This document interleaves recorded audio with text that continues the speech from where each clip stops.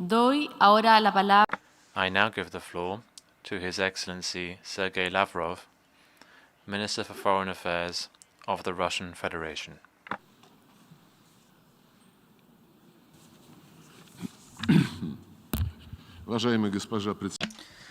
Madam President, distinguished colleagues, ladies and gentlemen, we are meeting at a difficult, a dramatic moment. The crises are growing, and the situation in the area of international security is deteriorating rapidly. Instead of having an honest dialogue and looking for compromises, what we're dealing with is disinformation, coarse stagings and provocations. The Western line here undermines the trust in international institutions as bodies where interests are agreed. It also undermines trust in international law as a guarantee of fairness and protecting the weak against the strong. The negative tendencies we're witnessing within the UN in a concentrated fashion too. At the UN, which rose from the rubble of German fascism and Japanese militarism and was created to develop friendly relations amongst its members and to prevent conflict among them. The future of the world order is being decided today, and it is clear to any impartial objective. The question is whether or not it is going to be the kind of order with one hegemon at the head of it, making everyone else living, following his notorious rules of benefit to that hegemon only, or are we going to have a democratic, fair world without blackmail and without setting fear into the unwanted, without neo-Nazism and neo-colonialism? We made a firm choice for the latter, and together with partners and like-minded people, calling upon everyone to work for its implementation. What is receding into the past is a unipolar model of world development which served the interests of the 1 golden billion, and its overconsumption level came from the resources of Asia, Africa, and Latin America. Today, we're witnessing sovereign states ready to defend their national interests, and this results in the creation of an equal, socially oriented, and sustainable multipolar architecture. But the objective geopolitical processes are being seen by Washington and fully subjugated to it. The elites of Western countries are considered by them as a threat to their dominating position. The United States and allies want to stop the march of history. At some point in the past, declaring that they were victorious in the Cold War, Washington erected themselves into an almost envoy of God on earth, without any obligations, but only the sacred right to act with impunity wherever they want. And this can be done anywhere against any state, especially if they're somehow displeased the self-proclaimed masters of the world. We do recall the wars of aggressions very far from American shores in Yugoslavia, in Iraq, and Libya, which claimed many hundred thousands of peaceful lives. Were the truly legitimate interests of the West were impacted in any one of those countries? Was English banned or any other language of NATO countries banned there? Mass media, culture? Were the Anglo-Saxons declared to be subhuman, or heavy weaponry was used against them? So what is the outcome of the adventurism of the United States in the Middle East? Has a human rights situation improved? Is the rule of law better? The socioeconomic situation may perhaps stabilized, or people's livelihood is better? Name a country where Washington interfered by force and where, as a result of that, life improved. Trying to restore a one-polar model under the slogan of a rules-based order, West is introducing dividing lines everywhere along the lines of a confrontation between blocs. You're either with us or against us. There is no third option possible. There are no compromises. Continuing with the course to spread NATO to the east and bringing the military infrastructure of NATO to the borders of Russia, the United States now have the goal of subjugating the Asian areas. At the June summit of NATO in Madrid, this self-proclaimed defensive alliance declared the indivisible security of Euro-Atlantic and India and Pacific. And under the slogan of India-Pacific strategies, closed formats are being created, and they undermine what has been built under the ASEAN for decades, namely an open and inclusive regional architecture. And in addition to that, they're playing with fire around Taiwan.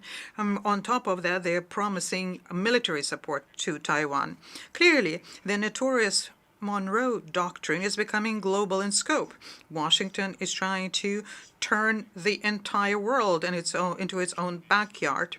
And the way of doing this is through unlawful unilateral sanctions, which have been for many years used in violation of the Charter and used as a tool of political blackmail. The cynicism here is obvious because these restrictions hit civilians. They prevent them from getting access to basic goods, including medication, vaccines, and food. An egregious example we have here is the American blockade of Cuba, more than 60 years old. The General Assembly has been for a long time and insistently demanding that be immediately lifted, and this is being done by the absolute majority of voices. The Secretary General, whose duty include helping implement General Assembly decisions, must, of course, pay special attention to this issue. The Secretary General has a special role also in mobilizing efforts to overcome food and energy crises, which resulted in the wake of an out-of-control money emission in the United States and the European Union during the pandemic, and as a result of irresponsible, unprofessional acts by the European Union in the hydrocarbon fuel markets. Despite common sense, Washington and Brussels compounded the situation when they announced economic war against Russia. As a result, there is a growing price on foodstuffs, fertilizers, oil, and gas. We welcome the efforts made by the Secretary General when they helped arrive at the Istanbul agreements on the 24th of June, but they need to be implemented. But so far, the ships with the Ukrainian grain go somewhere, but not into the poorest countries, on the one hand. On the other hand, the impediments by US and EU, the financial and logistical impediments against our grain and fertilizers have not been lifted. Furthermore, for several weeks, we have been saying that about 300,000 tons of fertilizer are being held up in European ports, and we have been proposing that they be forwarded free of charge to the needy countries in Africa. But the European Union is not heeding this. The official Russophobia in the West is unprecedented now. The scope is grotesque. They're not shying away from declaring the intent to inflict the military defeat on our country, but also to destroy and fracture Russia. In other words, what they want to do is to remove from the global map a geopolitical entity which has become all too independent. So how have Russia in the recent decades been infringing on the interests of our opponents? Is it that we cannot be forgiven for making possible the military and strategic détente in the 1980s and 1990s because of my country's position? Or is it that we voluntarily dissolved the Warsaw Treaty Organization and thus removed the reason for NATO's being? Is it that we supported the reunification of Germany without any preconditions and against the position of London and Paris? That we withdrew our military from Europe, Asia, from Latin America? That we recognized the independence of former Soviet republics? That we believed the promises of Western leaders not to expand, not by an inch of NATO in the East, but when it started, agreed to basically legitimize it through signing a founding act between Russia and NATO? Did we infringe on the interests of the West when we warned them that it was unacceptable to bring closer a threatening military infrastructure, bring it closer to our borders? The arrogance of the West, the American exclusivity, have become particularly destructive after the end of the Cold War. Already in 1991, the Deputy Chief of Pentagon, Paul Wolfowitz, in his conversation with the NATO Commander Europe, Wesley Clark, stated openly that, I quote, "After the end of the Cold War, we can use our military without any fear of reprisal. We have 5, maybe 10 years so as to clean out the surrogate Soviet regimes, such as Iraq and Syria, until such time as there is a new superpower who can challenge us. End of quote. And I am convinced that at some point in someone's memoirs, we will find out how the American strategy was being developed as regards Ukraine. But even so, Washington's plans in this regard are obvious in any event. It is possible they are not being forgiven that at the request of the United States and the European Union, we supported the agreement of the Ukrainian president at the time, Mr. Yanukovych, his agreement with the forces of opposition to resolve crisis in February 2014. These agreements were guaranteed by Germany, Poland, and France, but the next morning they were trampled underfoot by the leaders of the bloody coup, who thus humiliated the European mediators. The West simply shrugged and watched in silence how members of the coup started bombing the eastern of Ukraine, where people refused to accept the results of the coup, watched as organizers made into the rank of national heroes the accomplices of Nazis.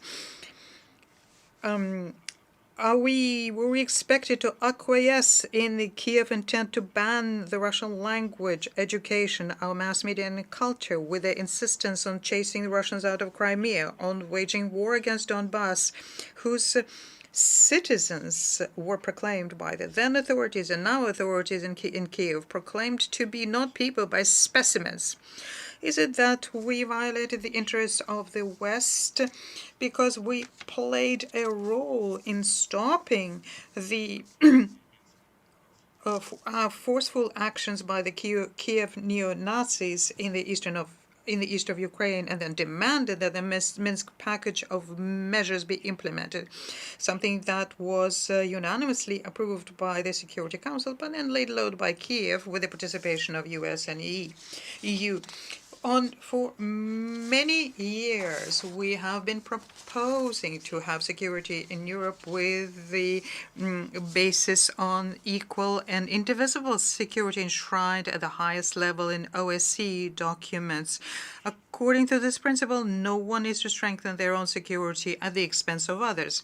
And the very last proposal to make these agreements legally binding, something that we introduced in December 2021, and the reaction was an arrogant rejection of that. The incapacity of Western countries to negotiate and the continued war by the Kiev regime against their own people left us with no choice but to recognize the dependence of the Donetsk and the Lugansk People's Republics and start a special military operation to protect the Russian and other people on Donbass, and so as to remove the threats against our security, which NATO had been consistently creating in Ukraine at our borders. The operation is conducted in pursuance of agreements on friendship, cooperation, mutual assistance between us and that republic, and on the basis of Article 51 of the UN Charter. I'm convinced that any sovereign, self-respecting state would do the same in our stead, a state which understands its responsibility to his own people. The West is now throwing a fit because of the referenda which are being conducted in the Lugansk, Donetsk, Kharkov, and Zaporozhye oblasts. But people living there are basically only reacting to what was said to them by the head of the Kiev regime, Mr. Zelensky, in August 2021. At the time, he said anyone who feels themselves to be Russian for the benefit of their children and grandchildren to get out and to go to Russia. And that's what the inhabitants of those regions are doing, taking their land with them where their ancestors had been living for hundreds of years. Any unbiased observer can see very clearly the Anglo-Saxons who fully subjugated Europe, for them Ukraine is just an expandable material as they are fighting against Russia. NATO declared that our country is an immediate threat on their way to total domination, and a long-term threat will be the PRC. At the same time, collective West, headed by Washington, is sending frightening signals to other countries, saying anyone who disobeys can be next. One of the consequences of the crusade by the West against the objectionables is the growing decline of multilateral institutions. They have been turned by the United States and allies into tools to implement their own selfish interests. This is something that is being pursued at the UN, Human Rights Council, UNESCO, and other multilateral institutions. The organizational prohibition of chemical weapons has basically been privatized. Fierce attempts are being made to prevent creating within the Convention on Biological and Toxin Weapons of a mechanism which would ensure transparency for hundreds of military biological programs of the Pentagon has around the world, including on the perimeter of our country and throughout Eurasia. And these programs are far from harmless. This is irrefutable, according to the facts that we came to in Ukraine. There is an assertive line to privatize the UN Secretariat, introducing into its work a neoliberal narrative which ignores the cultural and civilizational multifaceted nature of the world. We call upon making sure that we follow the Charter and ensure a fair geographical representation of member states, making sure that there is no one single country dominant in the Secretariat. An impossible situation was created by Washington, having to do with the obligation of the host country of a headquarters agreement to ensure normal conditions for the participation of all member states in UN work. The obligations under this host country agreement are also placed on the Secretary General, and inactivity is unacceptable. We're also concerned by the efforts made by countries who are undermining the prerogatives of the Security Council. And of course, the Council and the UN have to be aligned to contemporary realities. We see the prospect of making the Security Council more democratic exclusively through broadening the representation of the countries from Africa, Asia, and Latin America. We note India and Brazil in particular as key international actors and worthy candidates for permanent membership within the Council, whilst at the same time unilaterally and mandatorily raising the profile of Africa. It is very important today to make sure that all member states unequivocally, without reservations, reaffirm their commitment to the purposes and principles of the Charter as a first and necessary step to restore collective responsibility for the fate of humankind. And that was the reason why in July 2021 a group of friends to support the Charter was created. And co-sponsor of the group was Russia, and it now counts 20 countries. The goal here is to make sure that there is strict abiding with universal norms of international law to counterbalance unilateral approaches, and we call upon everyone to join in. And in this context, great potential is possessed by such organizations as the Non-Aligned Movement, BRICS, SCO, and ASEAN. The Western colleagues are very aggressive in imposing their understanding of democracy as a way of organizing life to all countries, categorically do not want to be guided by democratic norms in international affairs. And a very good example, the situation in Ukraine. Again, it would seem to be that Russia justified its position, has been justifying it for years, and with the West said they disagree. Okay, well, let other members of the international community decide for themselves what their position would be, on the side of one, on the side of others, or neutral. That's what happens in democracies when politicians opposing each other defend their viewpoints and try to convey it to others. But the United States and allies do not give the freedom of choice to anyone. They threaten to twist the arms of anyone who dares think for themselves, and demand by threats that countries join in with anti-Russian sanctions. That doesn't work very well, but it is very clear that these acts by United States and its satellites is not democracy. It's pure, unadulterated dictatorship or an attempt to impose it. We're left with a strong impression that the Washington and subjugated Europe are trying to keep their disappearing hegemony using prohibited means. Diplomacy constantly is being replaced by illegal sanctions against competitors in economics, sports, information area, culture, and generally in contacts with people. Let's turn to the problem with visas for delegates for international meetings in New York, Geneva, Vienna, and Paris. There also we see the desire to remove competition, make sure that alternative viewpoints do not come into multilateral discussions.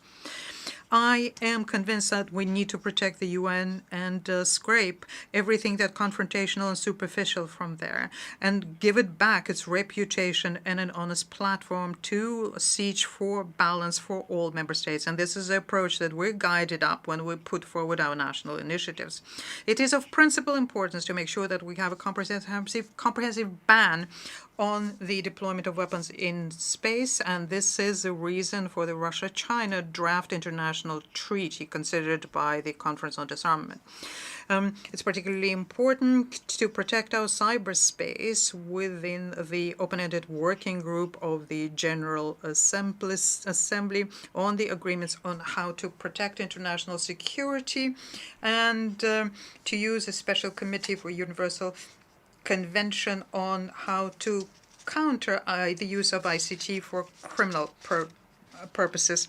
We continue supporting Office on Counterterrorism and other anti-terrorist entities within the UN, and we go to continue develop relationships between the UN, CSTO, Eurasian Economic Union, CIS, so as to pool our efforts in the greater Eurasia. We call for an enhanced work on overcoming regional conflicts. We think that the priority here is to overcome the impasse in creating an independent Palestinian state, restoring restoring the state of Iraq and Libya destroyed by NATO aggression, neutralize the threats to Syria, having a sustainable process of national conciliation in Yemen, overcoming the heavy burden of NATO presence in Afghanistan. And we are working on restoring the original JCPOA on Iran nuclear program, ensuring the comprehensive settlement on the Korean Peninsula. Many conflict situations in Africa require that we reject the temptation to play a zero-sum game there and that outside players consolidate around the initiatives by the African Union. We are concerned by the situation in Kosovo, Bosnia-Herzegovina, where the United States and the EU are stubbornly leading to the destruction of the international legal basis as we currently have it in Resolution 1244 and the Dayton Peaceful Agreement. Madam President, at times like these, it's natural to seek wisdom from our predecessors. So in the pithy expression of the former Secretary General Dag Hammarskjöld, who remembered the horrors of World War, he said, and I quote, "The UN wasn't created to take mankind to paradise, but rather to save humanity from hell." These are very topical words. They call upon us to understand our individual and collective responsibility for creating conditions for a peaceful and harmonious development for our future generations, and everyone need to show political will for that. When we are ready for such honest work, and we are convinced that the stability of the world order can be ensured exclusively through returning to the origins of the UN diplomacy, basing ourselves on the key principle of true democracy, the respect for the sovereign equality of states. I thank you. Agradezco al ministro de Relaciones I thank the Minister for Foreign Affairs of the Russian Federation.